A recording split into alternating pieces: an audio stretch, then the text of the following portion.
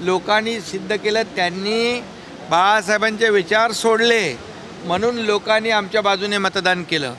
लोकांनी याच्यावर शिक्कामोर्तब केलं आहे, शिवसेना कुणाची आहे. त्यामुळे रडणार किती? ते आता रडणं बंद करा. लोकांच्या आता विधानसभेमध्ये या. आता लोकसभेमध्ये ज्या जागा मिळाल्यात, कुणामुळे मिळाल्यात, कुठल्या वोट बँकेमुळे मिळाल्यात, तेही या महाराष्ट्रातल्या जनतेला माहीत आहे.